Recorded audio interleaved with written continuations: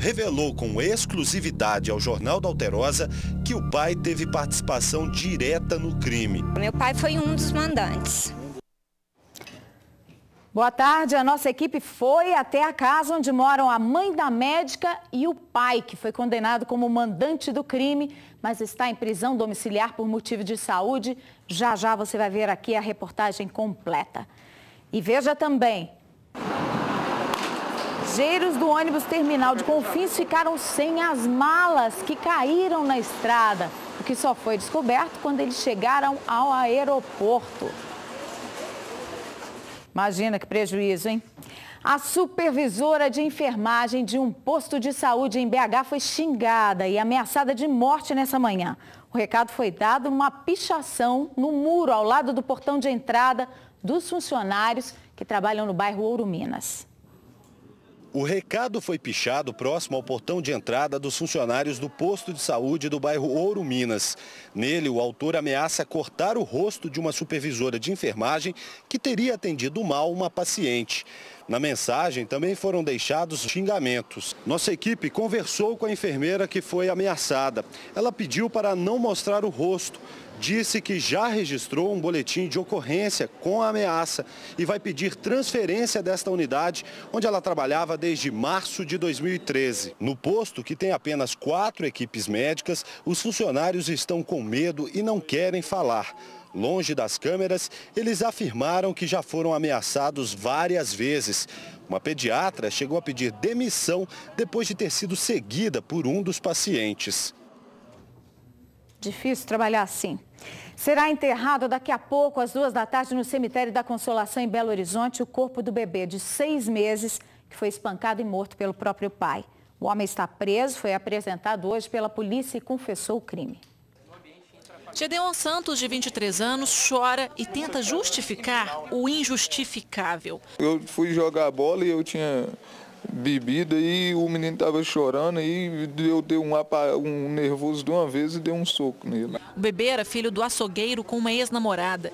Ele disse que não gostava de ficar com o menino, mas a mãe da criança insistia para que ele ajudasse a cuidar do filho. Foi em uma dessas situações que o crime aconteceu. 2 dias após a agressão, Gedeon viu o filho engasgar com o leite da mamadeira e finalmente o levou para o hospital Odilon Berens. Lá, a equipe que cuidou da criança percebeu que as lesões eram compatíveis com sinais de maus tratos e com a síndrome do bebê sacudido. Uma testemunha presencial do delito disse que no momento das agressões teria visto ele agredir a criança com socos e a mão que ele desferia os golpes ele estava segurando uma chave turquesa. Então pode ser que parte das lesões tenha sido oriunda desse instrumento contundente. Na delegacia, o homem contou 3 versões diferentes, até confessar o crime e revelar por que não procurou ajuda para o filho antes. É porque na hora ele estava sem documento e eu fiquei com medo de eu pegar ele e levar e eles falaram que eu tinha sequestrado ele. A atual mulher de Gedeon contou à polícia que viu tudo, mas foi ameaçada pelo marido. Segundo os relatos dela, ele ameaçava matá-la e, em virtude de ter a profissão de açougueiro, esquartejá-la e após fugir para o estado da Bahia. Gedeon já tem uma passagem pela polícia por estupro de vulnerável. Quando tinha 20 anos de idade, ele namorou e engravidou uma menina que na época tinha 12. Agora vai responder por homicídio duplamente qualificado.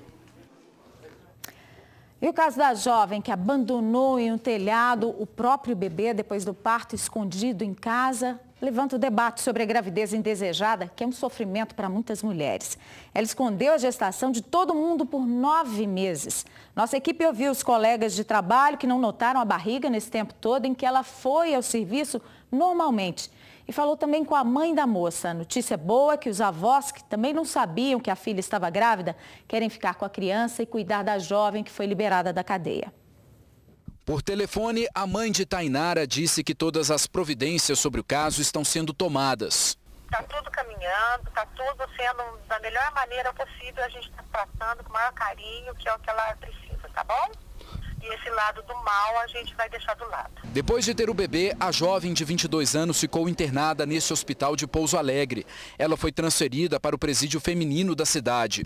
Tainara estava há pouco tempo em Pouso Alegre. Ela trabalhava neste laboratório de próteses dentárias. Há 6 meses, fazia um curso na área. Os colegas disseram que a jovem é tranquila, muito habilidosa e atenciosa. Uma pessoa competente, estava assim disposta a aprender, né, tudo, e mostrava-se muito competente. O detalhe é que a jovem sempre estava com um jaleco e não o tirava por nada. Ela entrava de jaleco, já no jaleco mais larguinho.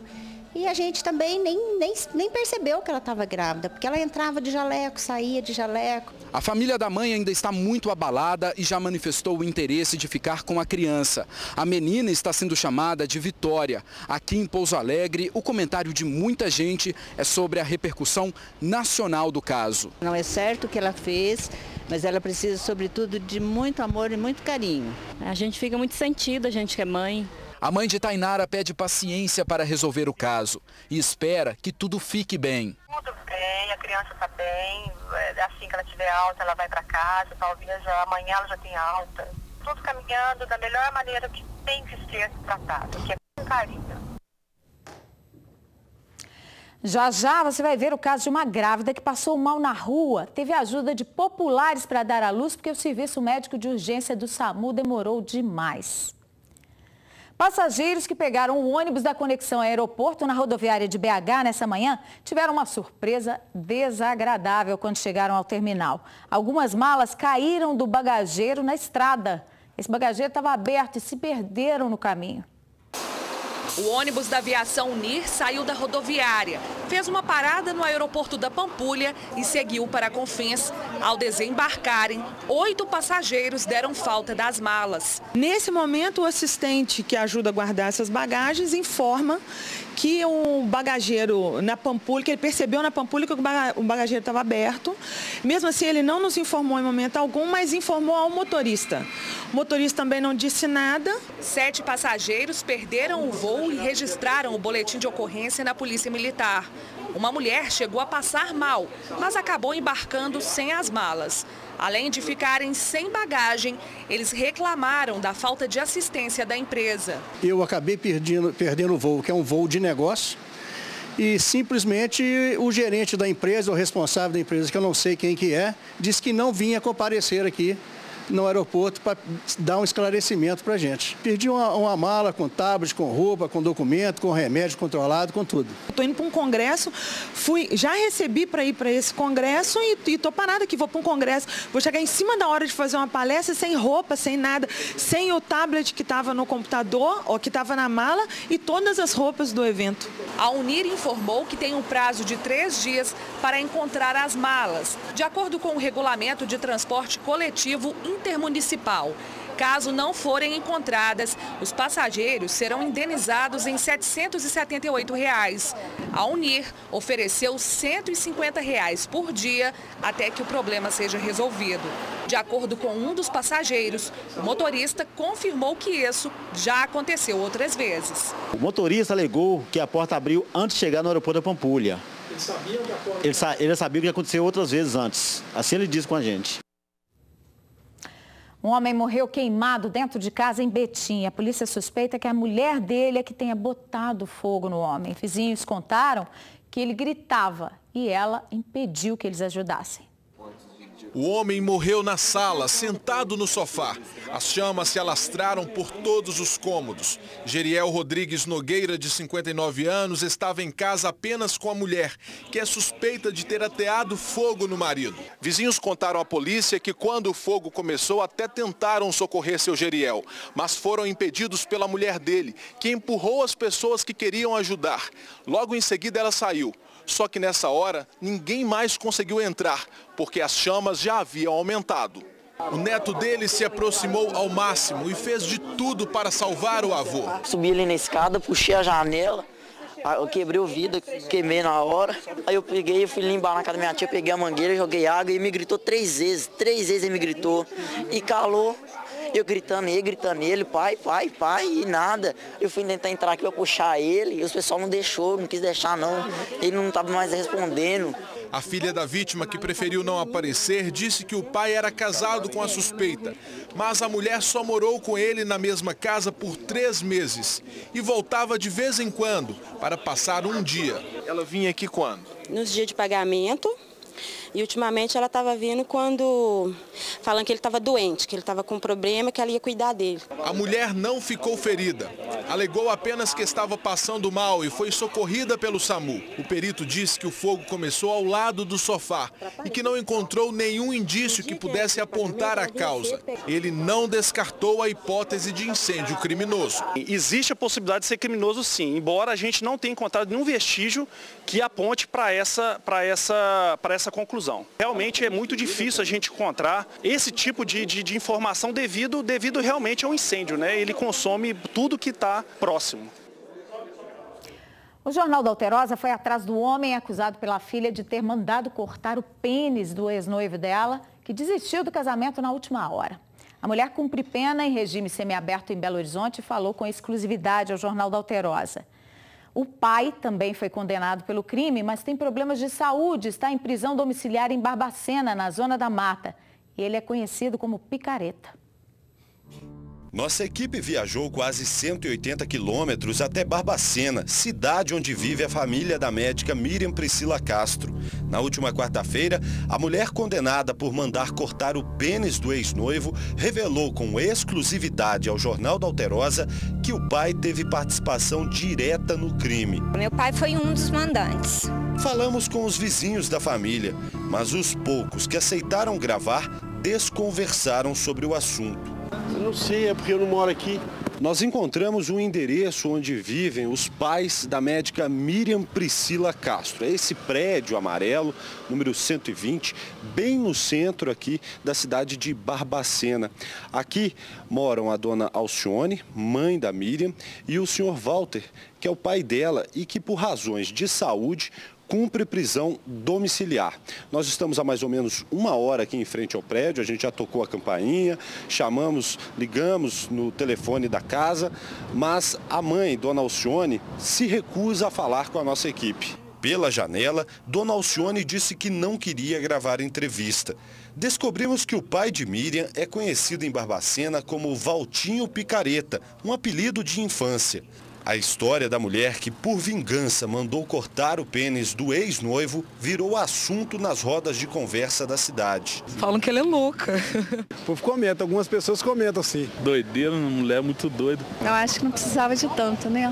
O atual advogado de Miriam confirmou que o crime foi cometido por causa do fim do noivado, ao contrário do que disse a própria médica na última quarta-feira. O que está nos autos, que foi apurado lá na comarca de Juiz de Fora, é que os motivos do crime seriam, sim, o término do relacionamento repentino por parte da vítima. Mas a informação de quem seria a terceira pessoa eu não obtive a autorização da família de passar. Segundo a Justiça, em abril do ano que vem, Miriam poderá estar em liberdade. A defesa quer antecipar essa data, entrando com uma revisão da pena. Eu só tenho a dizer que eu sinto muito por esse meu ex-noivo.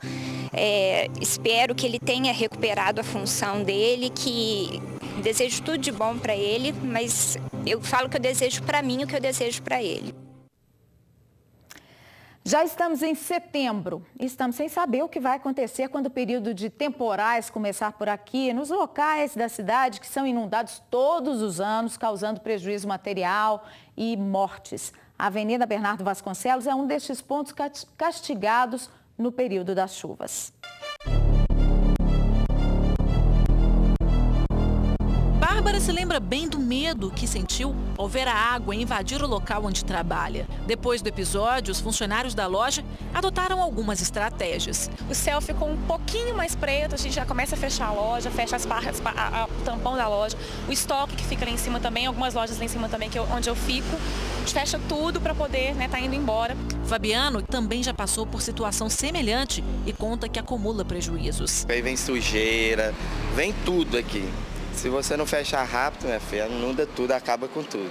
Em todos os comércios que se espalham pela Avenida Bernardo Vasconcelos, as chapas de aço para tentar segurar a água estão presentes. Segundo os comerciantes, é a única coisa que eles podem fazer para minimizar os danos. O recurso virou a marca da avenida, que já foi palco de cenas assustadoras, quando a água transbordou e tomou conta da avenida. A situação se repete ao longo dos anos, acumulando prejuízos e vítimas das enchentes. De acordo com a Prefeitura de Belo Horizonte, que não quis gravar a entrevista, o município tem investido em ações de prevenção e no monitoramento hidrológico.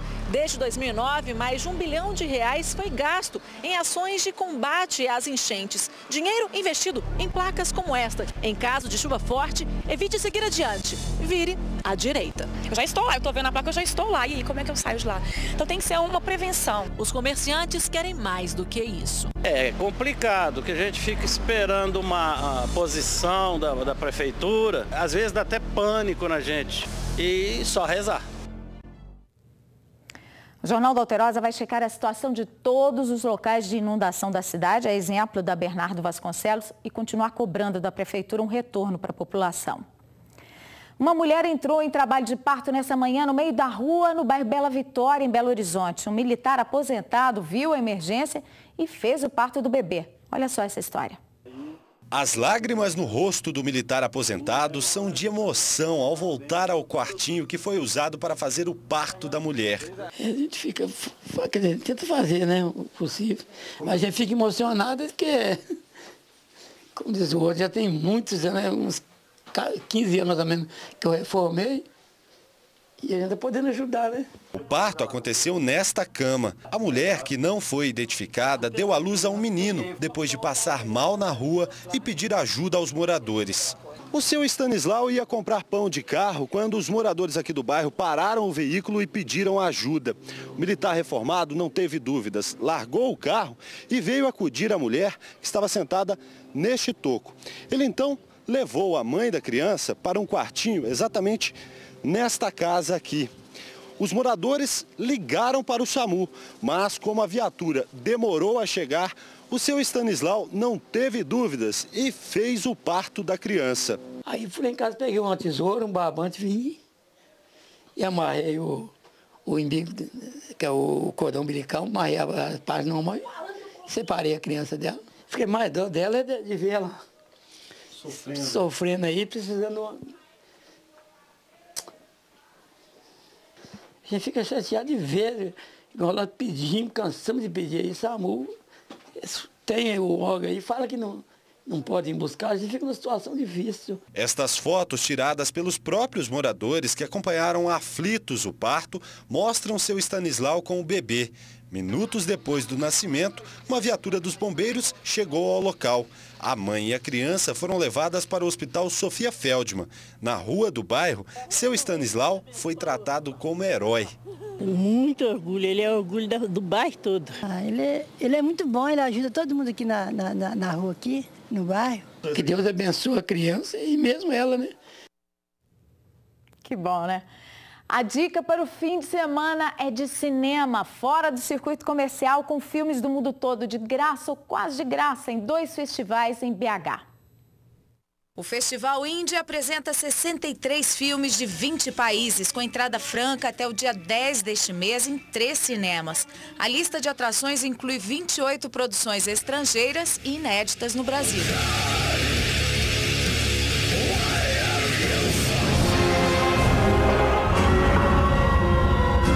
Animação para todas as idades. O Festival Anima Mundi vai até domingo com a exibição de mais de 50 produções nacionais e internacionais no Oi Futuro. O festival, que surgiu há 23 anos no Rio e em São Paulo, contribuiu muito para o desenvolvimento da animação brasileira. E nos últimos 5 anos passa por BH, nos trazendo filmes que raramente chegariam por aqui no circuito comercial. Acesse divirta-se.uai.com.br para ver a programação dos 2 festivais.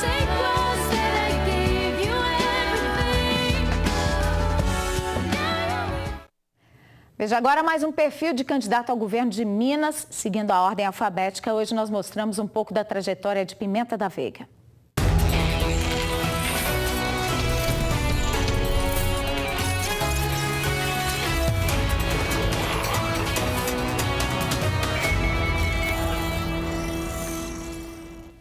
João Pimenta da Veiga Filho é o candidato do Partido da Social Democracia Brasileira.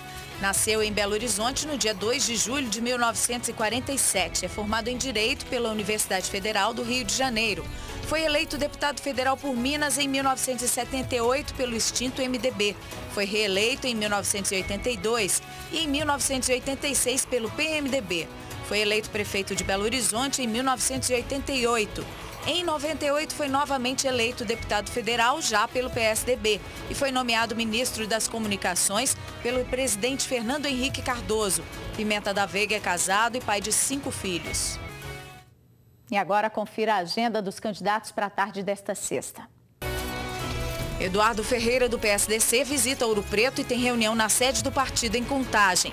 Fernando Pimentel, do PT, faz campanha nas ruas de Três Corações e Alfenas. Fidelis Alcântara, do PSOL, dá entrevista a rádios e jornais da região central do estado e tem reunião com apoiadores. Pimenta da Veiga, do PSDB, participa de carreata em Varginha, onde também faz uma caminhada no centro da cidade. Tarcísio Delgado, do PSB, almoça com lideranças da campanha e viaja para Pouso Alegre. Túlio Lopes, do PCB, concede entrevista a uma emissora de televisão. Cleide Donária, do PCO, não divulgou a agenda. O Vroom deste domingo tem destaques em 2 e 4 rodas. Vamos ver. Boa tarde, pessoal. Tudo bem? O Vroom dessa semana vai mostrar que, muitas vezes, só o nome já determina a personalidade de uma moto. Pelo menos este é o caso da Ducati Hiperstrada, que tem hiper no nome e no comportamento. E é claro, vamos falar de carro também, do novo Suzuki Swift, os aventureiros de vitrine e o teste com um dos carros mais econômicos do Brasil, o Renault Clio 1.0. Tudo isso domingo às 8h30 da manhã no Vroom. Até lá! Como é que pais, educadores e governantes perderam a juventude para as drogas? O caso de uma adolescente de 17 anos que teve uma overdose dentro da escola pública acende o alerta para total falta de proteção dos menores contra o ávido e impiedoso comércio de entorpecentes. Como barrar este mal tão atraente quanto destrutivo do seio das famílias e instituições de ensino? A adolescente de 17 anos saiu da escola carregada na maca do SAMU. Os alunos viram a garota passando mal e disseram que ela teria usado drogas. Pelo que eu fiquei sabendo, ela teve overdose aqui. Os professores falaram que ela tinha chegado aqui bem drogada. Este homem, que trabalha próximo à escola, afirmou que é comum ver estudantes consumindo entorpecentes a poucos metros do colégio. Vejo muitos alunos usar droga, não só eu, como todos aqui. O diretor da Escola Estadual Três Poderes, no bairro Itapuã, disse que se sente de mãos atadas com a situação. Eu não tenho aqui na escola, nesse momento, um assistente social no qual eu possa encaminhá-la até a casa do aluno, dar uma assistência, ver o que está acontecendo na família. Se eu ver um adolescente com droga, eu vou tomar. Mas essa é uma questão instintiva. Se eu fizer isso, provavelmente eu vou até sofrer processo. A Secretaria de Estado de Educação informou que realiza nas escolas diversas ações pedagógicas de prevenção ao consumo de drogas. Garantiu ainda que quando há indícios de consumo pelos alunos, o papel da escola é dar apoio às famílias e orientar para que elas procurem o Conselho Tutelar, os Centros de Referência e Assistência Social e a Rede Pública de Saúde. O diretor, tanto desta como das outras quase 500 escolas, não estão desprotegidos. Nós temos equipes capacitadas nas superintendências, tá, que estão prontas a dar orientação a diretores, professores. Estamos averiguando o que possa ter acontecido especificamente com a Escola Três Poderes. O major responsável pelo Programa Educacional de Resistência às Drogas e à Violência da PM explica que, em casos como este, os educadores têm que acionar a polícia e ir além. Se constatado uma situação de flagrância, observando jovens em situação de risco, é importante a participação da Polícia Militar, sim, mas não somente ela vai solucionar essa questão. A questão de dependência química é um problema sério que a sociedade tem que conduzir de uma forma aberta, de uma forma multidisciplinar e que todas as pessoas têm que colaborar para isso. Então, está na hora de criar um programa, né, para que ninguém fique omisso, nem família, nem escola, nem o poder público. Bom, segundo a família, a adolescente foi transferida do CTI para o quarto do hospital particular em que está internada e passa bem. Outras notícias você vai ver na nossa segunda edição, 6h10 da noite. Boa tarde, bom fim de semana e até segunda.